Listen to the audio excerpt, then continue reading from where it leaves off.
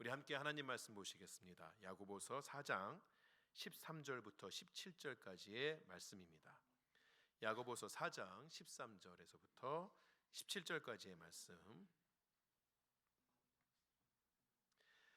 제가 봉독하겠습니다. 들으라, 너희 중에 말하기를 오늘이나 내일이나 우리가 어떤 도시에 가서 거기서 1년을 머물며 장사하여 이익을 보리라 하는 자들아, 내일 일을 너희가 알지 못하는도다. 너희 생명이 무엇이냐? 너희는 잠깐 보이다가 없어지는 안개니라. 너희가 도리어 말하기를 주의 뜻이면 우리가 살기도 하고 이것이나 저것을 하리라 할 것이거늘 이제도 너희가 허탄한 자랑을 하니 그러한 자랑은 다 악한 것이라. 그러므로 사람이 선을 행할 줄 알고도 행하지 아니하면 죄니라. 아멘. 모건 하우절이라는 작가가 쓴 불변의 법칙이라는 책이 있습니다. 그 책의 앞부분에 보게 되면 재밌는 그러한 예화들이 많이 나옵니다. 그 중에 하나가 미국 독립 전쟁에 대한 그 부분이 나오는 것이 있습니다.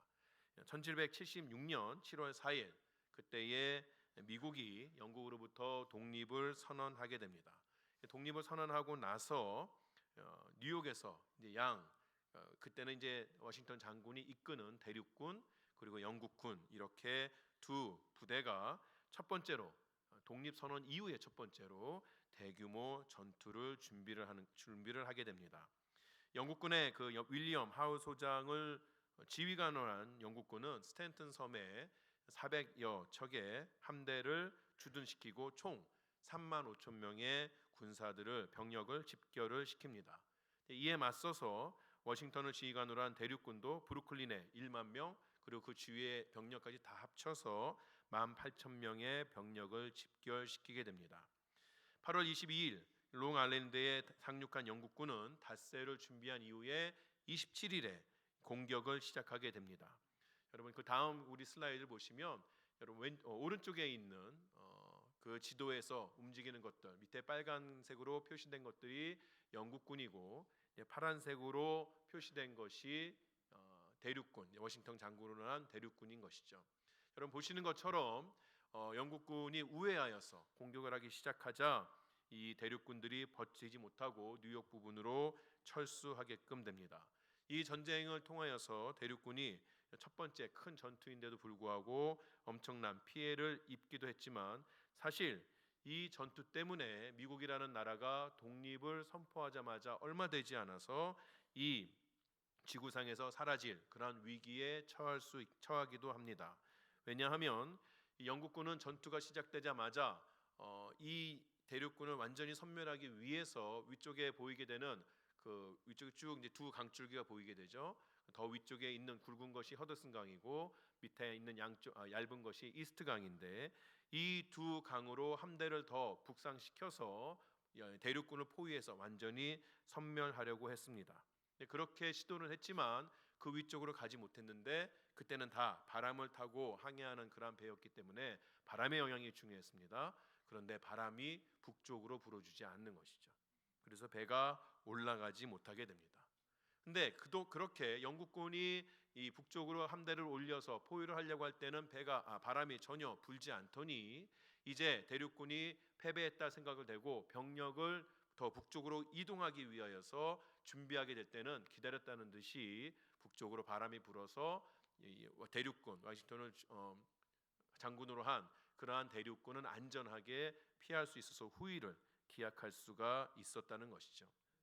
후에 맥컬로프라는 그러한 역사학자가 한 인터뷰를 했는데 그때 영국군이 공격을 개시한 다음 날인 8월 28일 밤에 바람이 반대로 불었더라면 다시 말해서 북상할 수 있을 정도로 그쪽으로 바람이 불었더라면 그러면 영국군은 워싱턴과 대부분의 대륙군 병력을 사로잡을 수 있었고 결국 미국이란 나라는 멸망했을 것이다. 영국군에게 완전하게 패했을 것이다 라고 그러한 인터뷰를 하는 것을 볼 수 있습니다.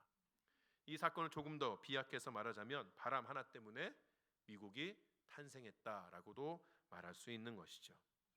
이처럼 어찌 보면 하찮고 아무렇지도 않은 그러한 사건에 의해서 역사의 큰 변화가 일어나는 사례는 우리의 생각보다 훨씬 더 많이 이 인류 역사 가운데 존재하게 됩니다. 20세기 중반부터 이제 미래학이라는 그런 학문이 생겼습니다. 미래학자들은 자신들이 가지고 있는 그런 여러 자료들을 가지고 앞으로 올 날들을 예측하기 시작했던 것이죠. 이러한 미래학 또는 미래학자라는 사람들이 생기면서 이들이 예측했던 소련이 붕괴가 되어지고 독일이 통일되어지고 또 정부와 사회가 이룩되는 그러한 일들이 예측대로 진행되어지자 사람들은 미래학자에 집중을 하게끔 됩니다. 하지만 사실 많은 부분이 그들의 기대와는 전혀 다르게 진행되고 있다는 것을 우리는 볼 수 있어요. 미래학자들, 20세기에 살았던 미래학자들은 2000년을 기준으로 해서 모든 박테리아와 바이러스에 대한 면역이 가능하다고 얘기했지만 우리가 아는 바처럼 우리는 코로나 팬데믹을 맞이하게끔 됩니다. 정부와 사회가 되게 되면 도시의 인구가 분산하게 된다라고 이야기하는데 사실 요즘에 미국이나 한국이나 다 점점 더 도시로 인구가 유입되는 것을 볼 수 있습니다. 21세기 초가 되면 화성에 유인 탐사선을 보낼 것이라고 말하고 사람들은 달이나 가까운 우주에 거주 공간을 마련할 것이라고 이야기했지만 여전히 지구 밖에서 사는 사람은 10명도 되지가 않는 것이죠. 10명은 될래나요? 우주정거장에 지금 몇 명이 살고 있는지 알 수는 없으나 우리의 기대와는 전혀 다르게 진행되고 있습니다. 여러분 어렸을 적에 제가 어떠한 것들을 보고 자라셨는지 모르겠지만 저는 어렸을 적에 어떤 다큐멘터리라든가 영화라든가 또는 만화 영화라든가 그런 것들을 보게 되면 21세기에 들어오게 되면 모두가 다 이 백팩 같은 배낭 같은 개인 비행 도구 쭉 이제 밑에서 막 로켓이 나오고 개인적으로 날아다니는 그런 것들이 있다고 이야기도 하고 우리가 흔히 이야기하는 날아다니는 자동차가 상용화될 것이라고 이야기했는데 지금 우리가 눈에 보는 것처럼 아무것도 날아다니는 것이 없는 것이죠. 얼마 전에 자동차 자율주행을 상용화하기 위해서 계속해서 연구하고 있는 그 회사의 CEO가 이야기하기를 완전한 자율주행이 되려면 2051년이나 되어야 될 것이라고 말하는 것을 볼 수가 있습니다. 우리의 기대와는 많은 차이가 있는 것이죠. 사람들은 계속해서 미래를 예측하지만 그 예측은 많은 부분 우리의 예상을 빗나가고 있고 또 미래학자인 유명한 미래학자이기도 하면서 경영학자인 피터 드러커 같은 사람 여전히 미래에 대해서 예측하면서도 그가 말하는 것은 우리가 미래에 대해 아는 유일한 사실은 현재와 다르다는 것뿐이다. 이런 말을 남깁니다. 또 다른 미래학자인 제임스 데이터는 미래는 알 수 없기 때문에 미래다. 대단히 오묘하면서도 대단히 바보 같은 말을 하게끔 되는 것이죠. 제가 말씀드리려 하는 것들을 아마 여러분께서는 눈치채셨을 거라 생각이 됩니다. 인간은 미래의 모든 것을 알 수도 결정할 수도 대비할 수도 없습니다. 그것이 우리가 가진 한계이기도 하고 우리가 누구인지에 대한 정확한 인식이기도 합니다. 우리는 이 우주의 통치자가 아니라는 것이죠. 아마 예수를 믿는 모든 사람들은 다 이것에 대해서 동의할 것입니다. 우리 모두 하나님께서 온 우주의 창조주이시면서 지금도 다스리는 분이라고 고백하고 있다는 것이에요. 하지만 정말 우리가 그런 마음과 자세로 살고 있는지는 다른 문제입니다. 우리는 많은 순간 하나님께서 모든 것의 진정한 통치자라는 것을 잊고 삽니다. 우리는 하나님께서 우리의 인생을 지금도 다스리고 계시고 그것이 우리가 인정하고 따라야 할 사실이라는 것을 잊고 산다는 것이에요. 우리는 어느 순간 교만해져서 우리가 우리 인생의 주인이고 그럴 만한 자격이 우리 스스로에게 있다고 말하는 것이죠. 야고보는 13절의 시작을 들으라라는 외침으로 시작합니다. 들으라. 야고보가 도대체 누구에게 들으라고 외치는 것일까요? 예수를 믿지 않는 사람들에게 외치고 있는 것일까요? 그렇지 않습니다. 야고보는 지금 예수를 믿고 함께 신앙생활을 하는 자들에게 들으라라고 말하고 있는 것이에요. 그가 그렇게 외침으로 시작하고 있다는 것은 이제 야고보가 하려는 그 말이 사실 예수를 믿는다는 사람들도 끊임없이 갈등하고 넘어지는 부분이라는 것이죠. 초대교회에 많은 성도들이 그랬다면 우리 역시도 이 야고보의 외침을 주의 깊게 들어야 하는 것입니다. 야고보가 어떤 이야기를 하려고 하는 것일까요? 야고보는 하나의 예를 들어서 이야기합니다. 어떤 사람이 있는데 이 사람은 장사하는 사람입니다. 이 사람이 하는 말이 무엇입니까? 13절에 보게 되면 오늘이나 내일이나 우리가 어떤 도시에 가서 거기서 1년을 머물며 장사하며 이익을 보리라. 이렇게 말하고 있다는 것이에요. 이런 말을 하고 있는 그 사람의 마음속에는 다음과 같은 생각이 있습니다. 먼저 그는 자신이 시간을 통제하고 있다고 생각합니다. 그는 오늘이나 내일이나 자신이 원하는 그 시간에 떠날 수 있다고 이야기하고 있는 것이에요. 그리고 그가 다른 곳에 가서도 1년이라는 기간만 있다면 내가 내 마음에 원하는 만큼의 충분한 이익을 가지고 돌아올 수 있다고 생각하는 것입니다. 두 번째로 이 사람은 위치를 통제하고 있다고 생각합니다. 본문에 보게 되면 어떤 도시 이렇게 이야기하지만 이 어떤 도시라는 것은 이 사람이 지금 정한 곳이 없이 두고 보자, 내가 환경이 열리는 대로, 길이 열리는 대로 그 열리는 곳으로 갈 것이다 라고 말하는 것이 아니고, 사실 원어적인 표현으로 보게 되면 그 도시인 것이에요. 이 사람은 이미 자기가 갈 곳을 정하고 있다는 이야기인 것이죠. 세 번째로 이 사람은 자신의 노동과 이익도 통제할 수 있다고 말하고 있는 것이에요. 이 사람은 어떤 방법으로 이익을 만들어낼지 본문은 우리에게 이야기해 주지 않지만, 그러나 분명한 것은 정해진 시간에 원하는 것만큼의 이득을 얻을 수 있는 것이 확실하다고 그렇게 여기고 있는 것이에요. 모든 것을 다 통틀어서 이야기하자면 이 사람은 자신의 인생의 모든 것을 다 통제할 수 있다고 생각하고 있는 것입니다. 야고보는 이런 사람을 비난합니다. 조금 후에 다시 설명드리겠지만 야고보는 우리가 인생의 계획을 세운다거나 또는 장사를 통하여서 이익을 얻는 것을 비난하거나 반대하는 것이 아닙니다. 다만 자신에 대한 잘못된 이해를 가지고 교만한 마음을 가지고 하나님과 자신의 삶을 대하고 있는 것을 비난하는 것이에요. 누구나 자신의 위치를 정확하게 알고 그 위치에 서 있는 것이 행복한 삶의 지름길입니다. 어떤 사람은 너무 낮은 자존감을 가지고 있어요. 여러분, 이런 아이가 있죠. 이전에도 한번 들어보셨을 만한 그런 예화이기도 한데, 어떤 아이가 있는데 이 아이는 가끔 엄마가 손에 들려주는 500원짜리 동전 그거 하나 받으면 가까운 가게에 가가지고 먹고 싶은 과자를 사거나 아이스크림을 사거나, 이게 인생의 낙이에요. 언제 또 아빠가 또는 엄마가 나한테 500원짜리 동전 하나 주나? 500원만 가지면 인생에 그렇게 좋을 것이 없죠. 근데 그러다가 그런 행복을 누리다가 어느 순간 이 행복이 바뀌어서 불만이 되죠. 어떤 불만일까요? 왜 엄마 아빠는 나에게 매일마다 500원을 주지 않는 것일까? 왜 엄마 아빠는 나에게 500원짜리 하나만 주는 것일까? 이런 생각을 하고 살고 있는 아이가 있었는데, 어느 날 친척이 찾아오죠. 친척이 어른께서 오셔서 지갑을 딱 열고 5,000원짜리를 딱 줍니다. 이 아이가 5,000원짜리를 받아들고는 뜨뜻미지근한 표정을 보이는 것이죠. 어른이 물어봅니다. 마음에 안 드니? 너 뭐 원하는 게 뭐니? 그랬더니 이 아이가 어른이 쥐고 있던 그 손에서 500원짜리 하나 탁 들고서는 5,000원짜리 반납하고 돌아가는 것이죠. 뭐라고 생각했겠습니까? 이 아저씨는 500원짜리 2개 갖고 오지 하나 갖고 와가지고 5,000원의 가치를 알지 못하고 있는 것이에요. 근데 이런 인생을 이렇게 살고 있는 어른들도 있다는 것이죠. 하나님께서 많은 것을 주셨는데 하나님께서 자기 자신에게 주신 그 가치는 알지 못하고 자기가 원하는 그 작은 것, 그거 하나만 바라보면서 나는 왜 이것밖에 가지지 못했는가? 나는 왜 이렇게밖에 살 수 없는가? 이런 생각을 하면서 살고 있는 사람들이 생각보다는 많다는 것이에요. 낮은 자존감이 문제입니다. 이에 반해서 또 어떤 사람은 자존감이 너무 높아서 탈인 것이죠. 자신이 가지고 있는 능력은 그리 많지 않은데 그 사실을 인정하지 않기 때문에 인생을 불행하게 삽니다. 주위에 있는 사람들이 자신의 기대만큼 자신을 인정하지 않기 때문에 그래요.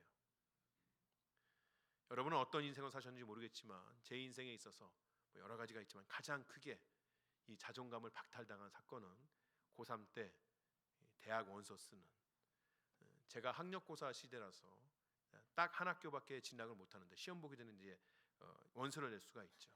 저희 고등학교 3학년 때 담임 선생님이 좀 짓궂기도 하고 지금 생각하면 좀 비인격적이라는 생각을 했습니다.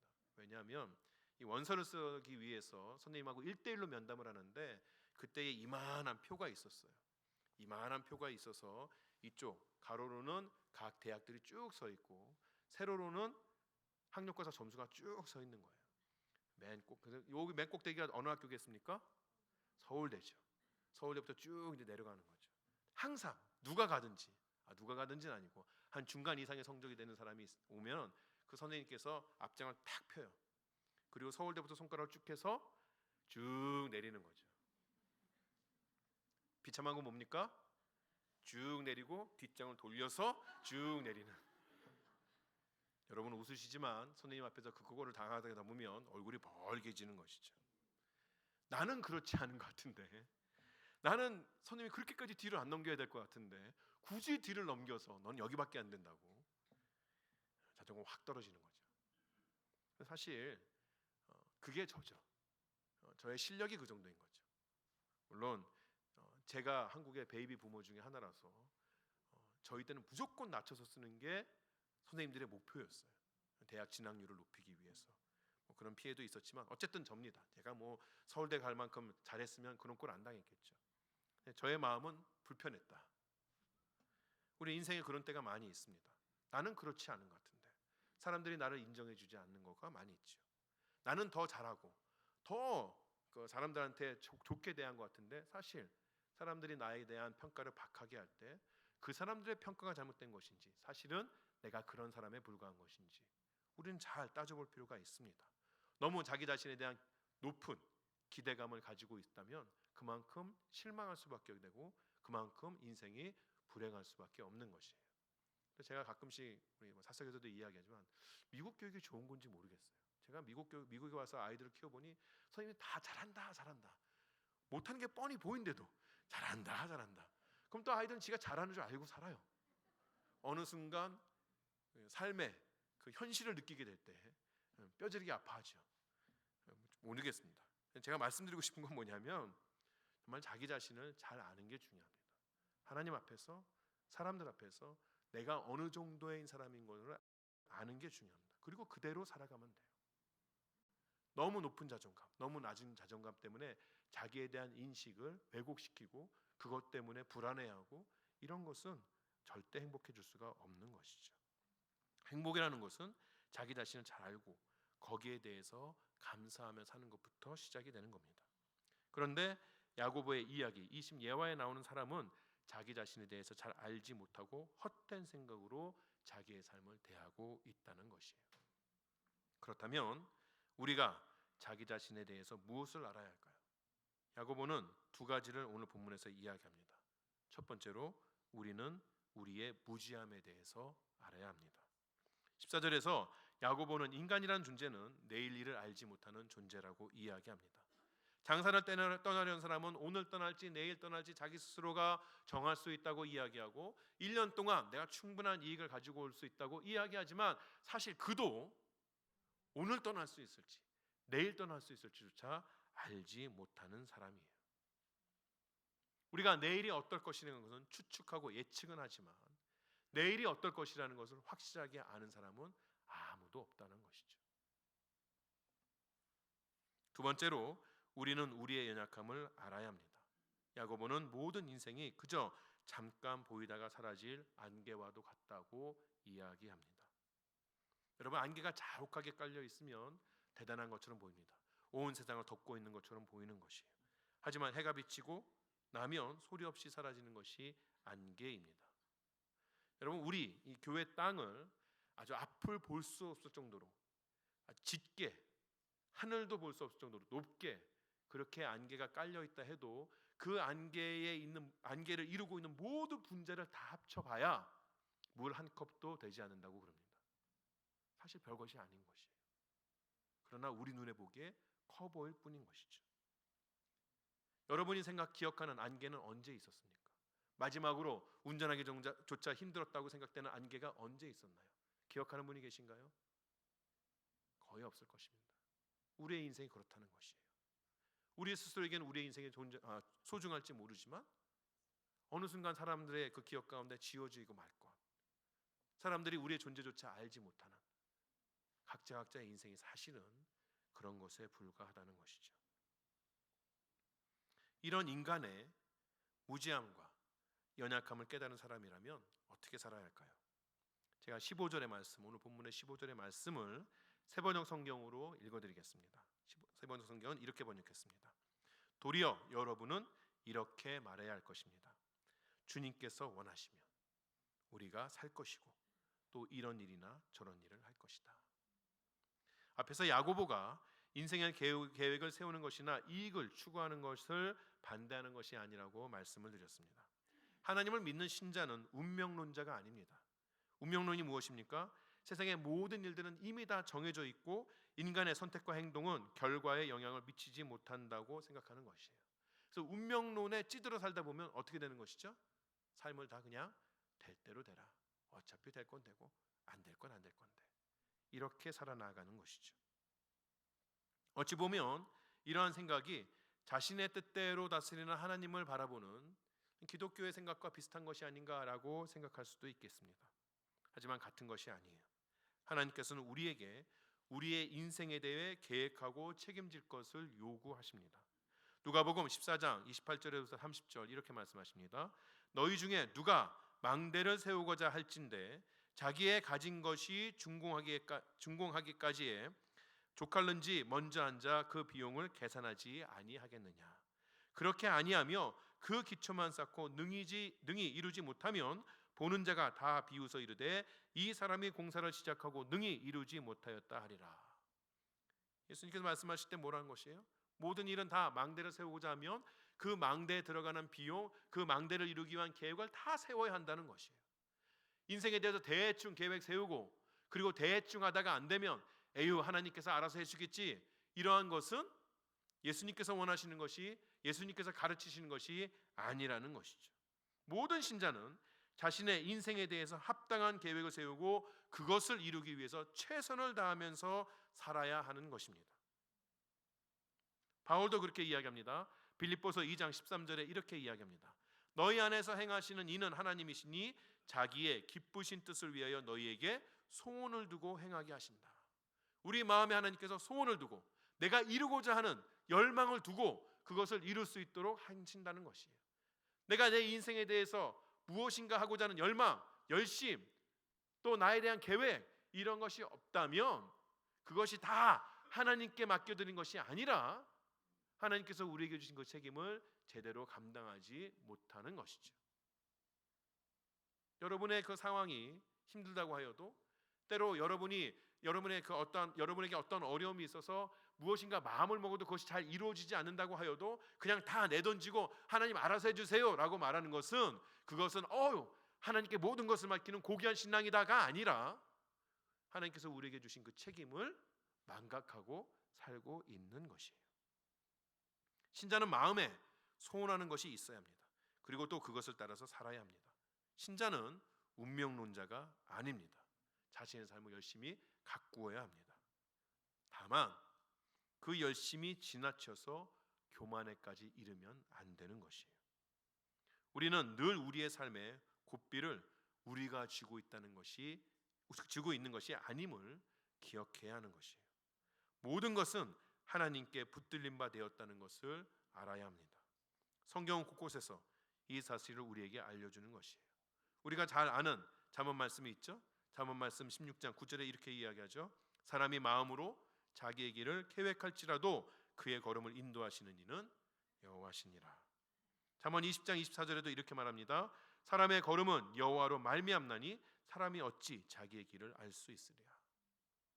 예수님께서도 이 사실을 비유를 통하여서 말씀해 주셨어요. 누가복음 12장에 보면 어리석은 부자라는 제목이 붙는 비유가 나옵니다. 이 부자는 자기의 밭에 곡식이 가득한 것, 소출이 가득한 것을 보면서 생각하는 것이, 그래, 이제 내가 곡간을 더 크게 짓고 더 많이 쌓아놓자. 그러면 내 삶이 평안하고 쉬고 먹고 오랫동안 살 수 있을 거야. 이렇게 생각하는 것이에요. 그런 사람에게 하나님께서 주시는 말씀이 무엇입니까? 누가복음 12장 20절에 이렇게 이야기합니다. 하나님이 이르시되 어리석은 자여 오늘 밤에 내 영혼을 도로 찾으리니 그러면 내 준비한 것이 누구의 것이 되겠느냐. 아무리 열심히 일을 하고 자기의 삶에 대해서 다 준비해 놓았다 하더라도 하나님께서 오늘 밤에 오라 하면 안 가실 수 있는 분이 계신가요? 다 가야 해요. 예수님께서는 인간의 연약함에 대해 말씀하시면서 그럼에도 불구하고 행복한 삶을 살 수 있는 것은 땅에 있는 것에 부요하지 말고 하나님께 부요하라고 말하고 있는 것이에요. 지혜로운 자는 땅에 부요할 것을 위해 일하는 자가 아니라 하나님 앞에서 부요하기 위해 일하는 자입니다. 그렇다면 도대체 어떤 것이 부요한 것입니까? 어떤 것이 하나님 앞에서 부요한 것입니까? 우리 마음에 늘 주님의 뜻이면이라는 그 단어가 새겨져 있어야 해요. 우리가 우리의 삶을 위해 계획하고 애쓴다고 해도 하나님께서 원하시는 방향으로 가는 것이 복된 것임을 인정하는 것입니다. 주께서 우리를 그가 예비하신 길로 이끄실 때도 그 길이 우리의 생각과 다르다 할지라도 그분의 뜻을 따르면서 그 안에서 이런 일도 하고 저런 일도 하겠다는 자세가 오늘 우리에게 필요한 것이에요. 예수님께서는 이 땅에서 누구보다 열심으로 사셨던 분입니다. 누구보다 앞으로의 계획을 보고 사셨던 분이에요. 그런 예수님께서 늘 강조하셨던 것이 무엇입니까? 내가 이 땅 가운데서 이루려는 것은 내 뜻이 아니라 아버지의 뜻을 이루는 것이고 나를 보내신 자의 뜻을 이루는 것이라고 늘 말씀하셨어요. 이런 예수님의 모습을 따라 살았던 바울 역시 강조하시는 것은 주께서 허락하시면이었습니다. 바울은 복음을 전파하기 위해서 아주 인생을 촘촘하게 계획을 세우며 살았던 사람이에요. 그것을 마음에 품고 죽는 날까지 열심으로 살았던 사람입니다. 이제 로마로 붙잡혀 갑니다. 로마로 붙잡혀가는 바울을 보면서 사람들이 다시는 바울의 얼굴을 보지 못할 것이라고 했어요.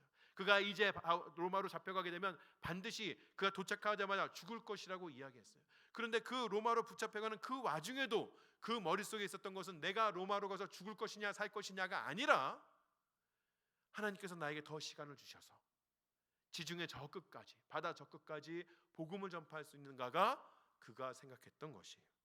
그만큼 삶의 열망을 가지고 살았지만 그러나 그가 계속해서 반복했던 것은, 또 마음에 새겼던 것은 자신의 계획이나 마음의 소원이 중요한 것이 아니라 하나님의 뜻이 중요했다고 이야기하는 것이죠. 그는 고린도 교회에 보내는 편지에서 이렇게 이야기합니다. 고린도전서 4장 19절에 주께서 허락하시면 내가 너희에게 속히 나아가서 교만한 자들의 말이 아니라 오직 그 능력을 알아보겠으니. 이 고린도전서를 쓸 때에 고린도 교회와 바울 사이가 매우 소원해져 있는 상태였어요. 고린도 교회는 죄악 가운데 빠져 있는 상태이죠.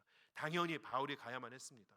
가서 그들에게 참된 말씀을 가르치고 그들을 다시 하나님의 길로 인도하고 바울과 그들의 사이를 다 회복시키는 것이 마땅히 해야 할 일이었어요.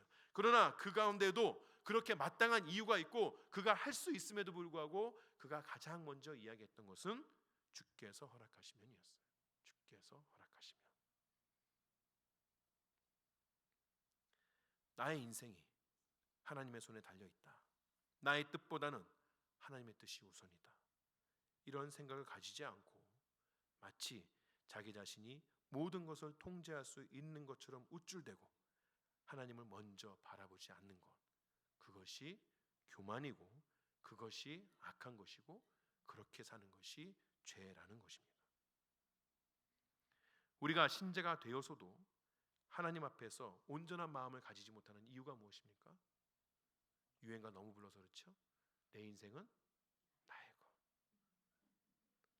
아시는 분이 별로 없으시네요. 젊어서 모르시는 걸까요? 아니면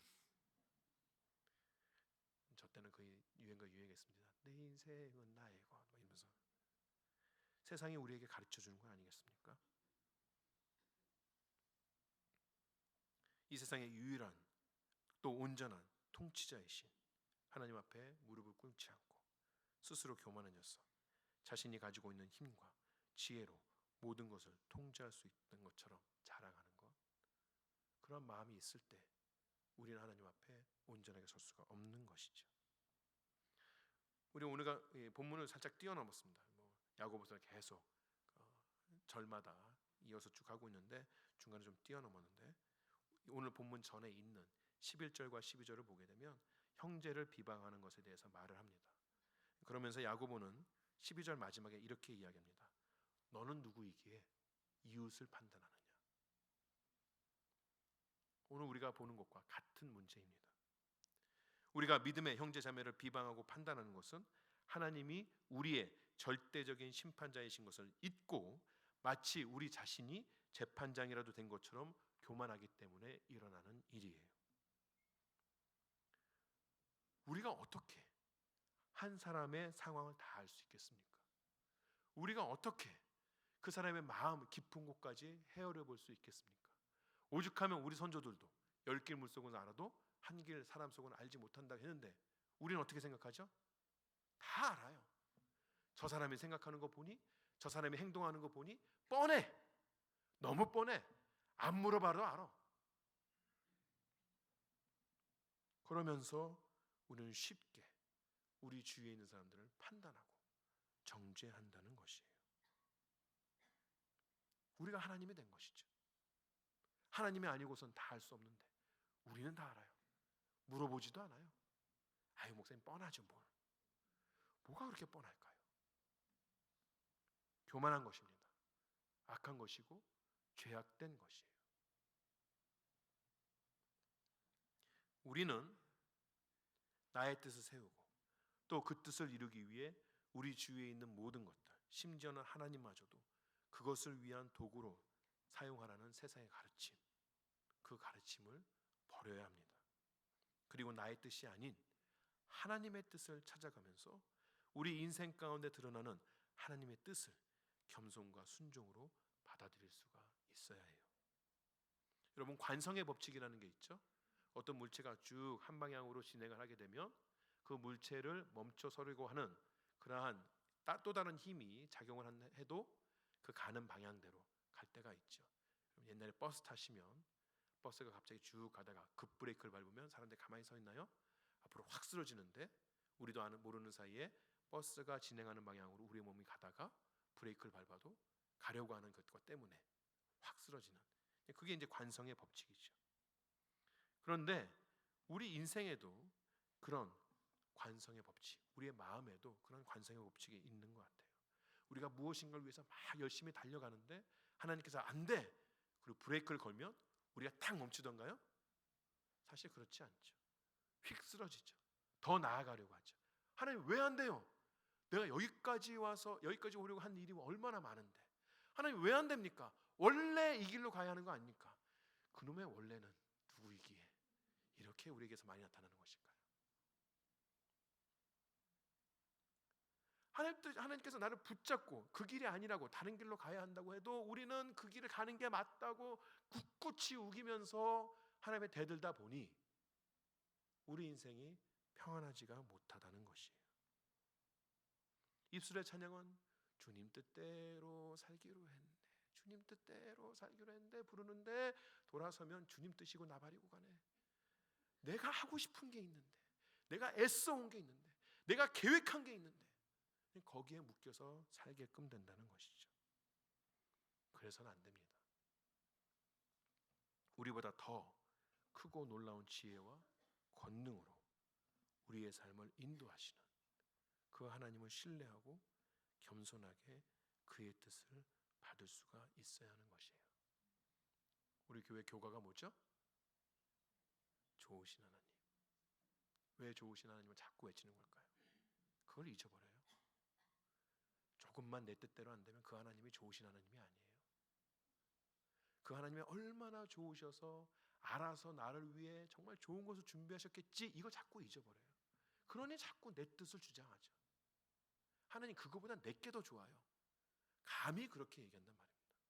감히 그렇게 하나님 앞에서 주장한단 말입니까? 하나님 뜻대로 가는 것이 우리 인생의 가장 행복한 길입니다. 저도 압니다. 저도 하도 많이 당해봐서 알아요. 내가 막 열심히 일할 때 하나님 그걸 탁 막으시면 마음 확 상해요. 그냥 기도 안 하고 싶어요. 기도하면 내 입에서 무슨 소리가 나올지 몰라가지고. 하지만 돌이켜야죠. 인정해야죠. 하나님, 내 뜻이 아니지만 하나님께서 나를 인도하시는 것이 더 좋은 길인 것을 당장은 모르겠는데 신뢰하고 의지하고 나아가겠습니다.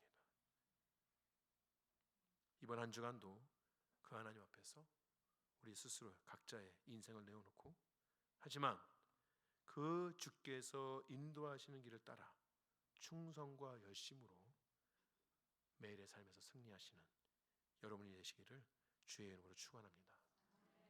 눈 감지 마시고. 자동이에요, 아주 그냥. 작용 반작용이에요.